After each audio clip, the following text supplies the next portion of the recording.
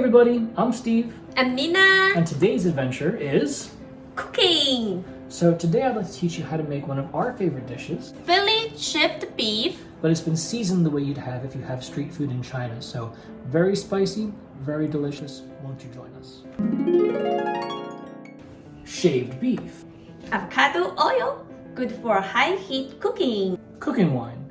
This is Shaoxing cooking wine, but you could use red wine if you don't have it. Light soy sauce. Ginger. Dried chili. Green onion. Chili powder. And sesame seeds. Pepper powder. Right now, we have a white one, which is easy to find usually in stores. We also have a special Chinese Sichuan peppercorn. It is a little harder to get by. We had to grind these ourselves. It's delicious. Celery. Also, Doubanjiang. This is also called broad bean paste with chili oil. You might need to find it at an Asian supermarket, but it adds a very specific and special kind of spiciness to the dish. I'd recommend it. Take your dried chilies and some kitchen scissors and cut them on an angle. The benefit of this is that when you go to collect the chili skins, you can grasp them lightly with your fingers or with some tongs, and you can easily separate the skins from the seeds. If you try to de-seed them with a knife, you're touching the insides of the chilies all the time and getting that hot oil all over your fingers, and you just don't want to do that. It's asking for trouble. Prepare several mixing bowls. And in the biggest one, add 5 tablespoons of avocado oil, 4 tablespoons of cooking wine, and 2 tablespoons of light soy sauce. Then mix them well. You can then add your shaved beef and mix it well to marinade.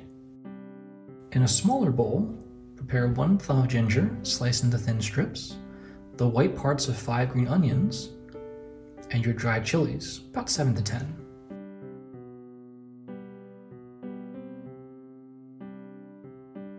In a very small bowl, take 2 teaspoons of chili powder, 2 teaspoons of sesame seeds, and 1/2 to 1 teaspoon of pepper powder. Mix them well. Finally, add a bunch of celery, again sliced into thin strips. Once all our mixing bowls are prepared, it's very simple to make the dish. We'll start a medium-high heat on the stove for our wok, and we're going to add the beef mixture directly. We don't need to add any oil to the pan because it's been sitting in some oil and soy sauce and wine, and it's ready to go. And then we just brown the dish up. So this shaved beef dish is special for us, and I hope it's special for you too, but it's special for us because the first time Nina came to America, there's definitely like a food culture shock, you know? American food is not like Chinese food, and if you don't know, Chinese food in America usually isn't like Chinese food in China, and it's hard to get what you're craving for when you're on the other side of the planet. And basically this was the first time that we really found a dish that was like amazing and just made her really happy. So this became our celebration dish and my apology dish for many, many years. And it's served us well, and I want to share it with you too. After we brown the beef, like so, we're going to turn our heat off, swing it over to the sink, and we're going to drain the oils out in a colander. And then we'll throw the beef after it's been drained right back into that wok. Back on the stove, back to medium-high heat. Tuck the beef to the side, and so we do it for a couple of reasons. One is it still gets some of the beef to get a kind of a crispier exterior, and 2 is we can tilt the pan and we can get some of the beef juices to drain into the empty space where we'll start cooking our aromatics. So we add a little bit more avocado oil, and then with an avocado oil beef oil blend, we're going to fry our aromatics. So we'll get our dish that has the ginger, green onion, and chili pepper skins, and we're going to toss those right there into that oil and mix them well, just in that side of the pan, about 2 minutes. After those aromatics are sizzling, we're going to add a Doubanjiang tablespoon. This is the broad bean paste we talked about in the intro. And we're going to throw that right on top of the ginger, chili skins, and green onion. And what's going to happen is this Doubanjiang is going to get mixed in with the oil, and it's also going to kind of release a red oil into those aromatic vegetables. There'll also be little chunks of broad bean and little bits of pepper skins in there as well. We'll mix all those together nicely. After they've fried for a little while, we're going to now mix those aromatics with the beef. So after the Doubanjiang has released its oil and mixed well with the other vegetables, it should look something like this. Once they're mixed, we'll be ready to add the dry ingredients. So take our little container of chili oil, chili powder, sesame seeds, and pepper powder, and we'll just toss it in and mix well. The great thing about Philly shaved beef is it has a lot of surface area.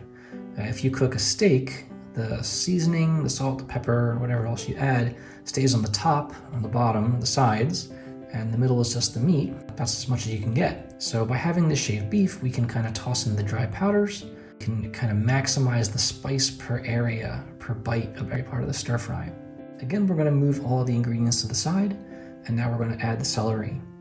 Now, some people don't really like the texture of celery, and I totally get that if it's raw. We're basically going to cook this quite mercilessly. It'll really soften up and you won't even recognize it. The way I like to do that is to scoop the beef on top of the celery, basically sandwich it between the hot wok below and the very, very hot beef above. We kind of make this little meat oven, for lack of a better word, and the celery is going to sit there and steam and soften up quite a lot. It'll also get some nice juices from the beef trickling down through the celery, and that'll also help coat the flavor. So after 4 or 5 minutes of that, we can mix it all nicely. Celery should be steaming. We're just about done. You just need to combine it well. If you feel it needs a little bit more seasoning, you can take a bite and see how it feels. If you think the celery needs to be punched some more, you can leave it on the stove for another few minutes. Ooh. But yeah, you're home free. That's the dish.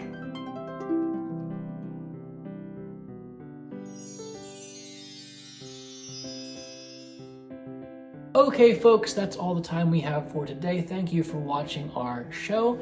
We hope some of you get a chance to make this dish at home and tell us what you think about it. Please like and subscribe. And if you have a favorite recipe that you like to make, tell us about it in the comments below. We love to try new things. Personally, I love following chefs on YouTube. There's so many great instructional videos out there and so many great presenters, but I always think it's weird at the end when they just made the thing and they're just like throwing it in their face and they're like, telling you what it tastes like. Cause I don't think it's weird. Well, you can't really totally ever say what it tastes like to someone. But we clearly have some beef to sort out, so we'll see you on our next adventure. Green onion.